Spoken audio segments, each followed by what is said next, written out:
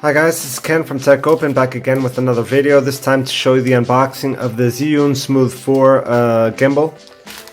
So let's just get this open.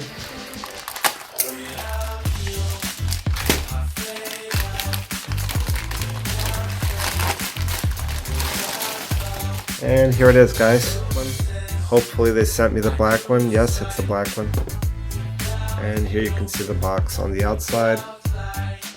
You now have the focus rotation button right here, which wasn't present on the Zhiyun Smooth 3. And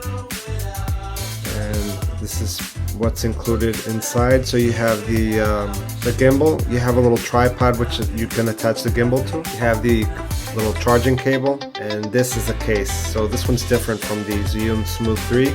Looks like it was in the like a shape of a guitar. Now this one is more like of a case, a normal case. And here there's also the white version, as you can see here on the box. Kind of nice, this one as well. I think it's a little bit more expensive than the black one, but I actually like the black one better. And yeah guys, this is it.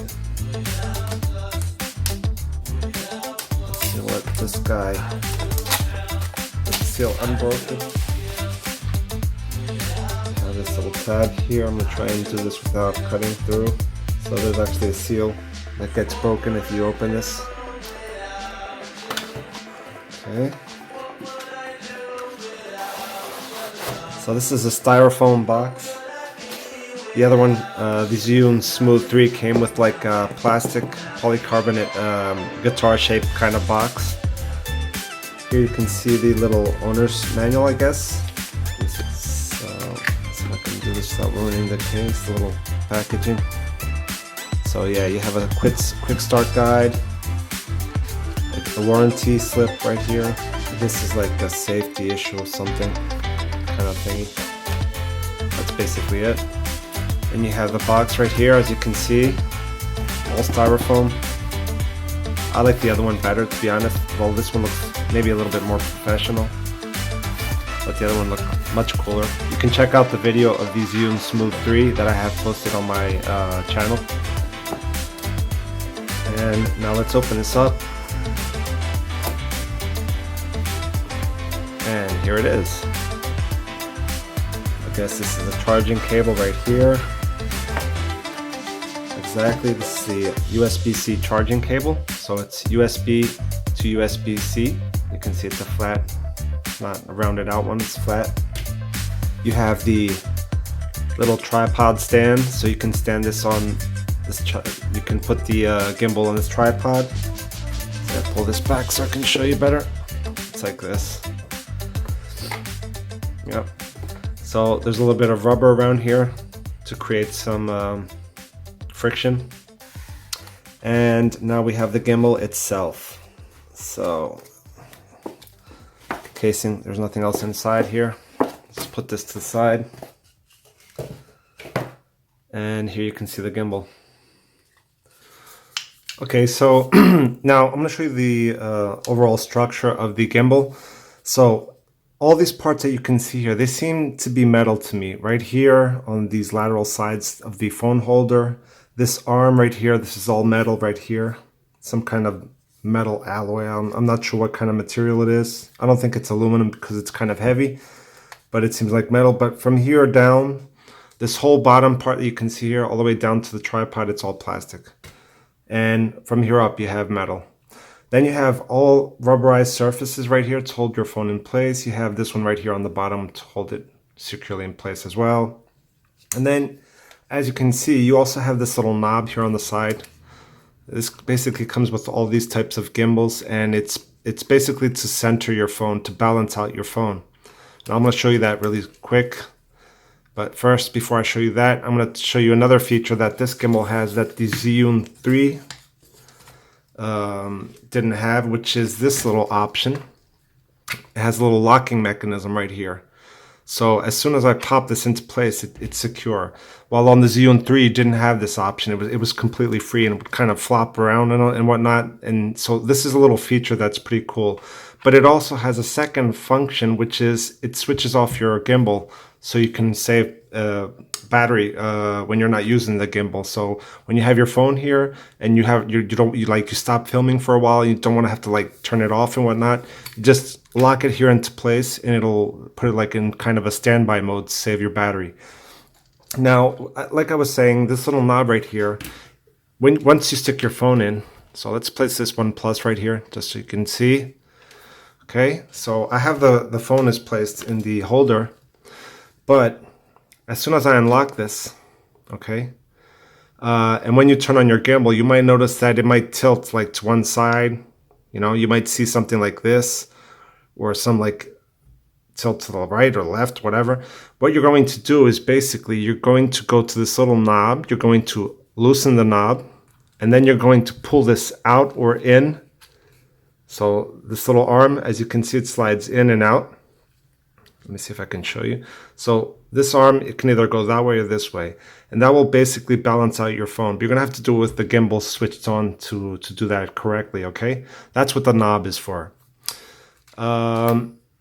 Yeah, then you have this little knob here on the back. So what this does is either you want to film, let's say you want to do in portrait mode or landscape mode. So if you want landscape mode, you would keep it in this position. But imagine you want to film in portrait mode, like for Instagram or whatnot. You would loosen this, and then you would just loosen this. In order to rotate this, you have to do it without the phone placed. It won't work with the phone placed on the gimbal. And now you can just pop this in here, and you'll have portrait mode. See? I'm not going to do that right now because it's just to show you guys. So let's put this back to where it was, which is landscape mode. And just turn this like so. I have to jiggle it a little bit. And let's put this back in. Now in terms of buttons right here, so the controls are the menu button. You use this to go in and out of your menus. You just press it to go in or press it again to get out. This one is to show your display options. So all the camera settings that you have defined, like exposure and whatnot. If you press this once, it'll show the information on your screen, and you press it again, you'll hide the information. Then you have this little scroll right here, the scroll wheel. This is to navigate through your menus quickly. Okay, so you press the menu button, then you navigate with this little wheel. But it's also clickable. So it clicks in 4 directions, as you can see right here. See? Now, what you have in terms of options with this little clickable rotation button is that on the top one you have the resolution. This is where you control the resolution which you're filming. Either it be 4K, 1080p, whatnot. Keep in mind, I'm going to show you in another video in an in-depth review of this device, that it does depend on what phone you have. Either it be iPhone or certain types of Android phones, they'll have different options of video resolution. You have to keep that in mind, but check that out in the other video that I'm going to do about this, a more in-depth review. Don't forget to subscribe to the channel to check that out, and hit the notification bell if you want to see it as soon as I post it. On this right side, you have this little button, which is to control the exposure. So you would press this and then rotate the dial to control the exposure. The left side has this little camera with these little rotating arrows. That basically changes, if you click this, it changes from front-facing camera to rear-facing camera.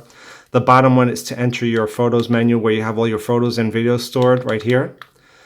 And you can also rotate this to navigate through your photos and videos. On this center one that you see right here, that's to turn on your flash and turn it off remotely, so you won't have to touch your phone. You just press this and on and off to switch on and off your flash. This little button that has this little cross on this little circle, this is basically to change the mode between focus mode and zoom mode, which you will then control with this wheel. So if you want to change your focus point from far to near, you would press this and rotate the dial. If you're in focus mode, you want to change to zoom mode, you press it again to change, and then you would use this to zoom in or out. It's more or less smoothly. It depends on your phone. It's not totally smooth. I can tell you right away, it's not perfect, but it's okay. Then you have this little button right here, which has this little camera symbol. That's basically to take photos. This one is to start recording and stop recording. Then you have this one right here, which says PF and L. This is pan follow, or lock mode. I'll explain that also in the in-depth review of this device. I'm not going to do it right now because the video will be too long. I want this to be too boring. Here you have the on-off switch, which I believe it's 3 seconds to turn on, 3 seconds to turn off. This little line that you see right here is where you have your power LEDs, which show you the how much power you have on your device. It goes like 25, 50, 75, or 100%. You have the little Zhiyun logo here. This is where the tripod attaches. There's a 1/4 inch screw thread right here. So it's a basic tripod thread. You can thread this onto your tripod if you like. But for now, we're just going to screw this one on. This little button right here, I will also talk about in more detail in my in-depth review, but because it's a little bit harder to explain, I'll have to show you how this works. This has something to do with the panning mode. So you have a quick pan mode, which I believe is pressing this top part, in which the motor stiffen out, and it makes the gimbal quicker to follow quicker moving objects. This one is also a kind of a lock mode where you can lock the panning mode of the camera, I guess, to do like a manual pan. If you want to do a manual pan, I think it's this one you press. I'm not sure. I'll have to check that out later on. Here you have the USB charging port to charge your gimbal. You have another port here, which is micro USB. I believe it would be to charge your phone. Although in this situation, I'm not really sure how you would charge it. For example, my charging port right here is on the bottom. It's a USB-C. I'm really not sure how you would use this, but that's something I'll have to also check out in a further review, in the in-depth review. Another thing I would like to call the attention to is that the Zhiyun Smooth 3, had a much more comfortable grip. Now, it's not that this is uncomfortable or unpractical. I just think the Zhiyun Smooth 3 felt a little bit better in the hand. This one's a little bit more squared out. I don't know if you can see that. It has this kind of this edge, squared out edge, and then it rounds out here a little bit in the back. But I do believe that the other one was more comfortable, more ergonomic in your hand. I can tell the difference. And it's also, this one's also pretty much heavier. I can really notice that. It's just a quick overview of the controls and the gimbal itself, just so you can have an idea of what it's all about. Yeah guys, if you like the video, don't forget to hit thumbs up, leave your comments. If you're new to the channel, don't forget to subscribe, hit the notification bell if you want to get all my updates as in firsthand. And yeah guys, thanks for watching, and see you soon. Bye bye.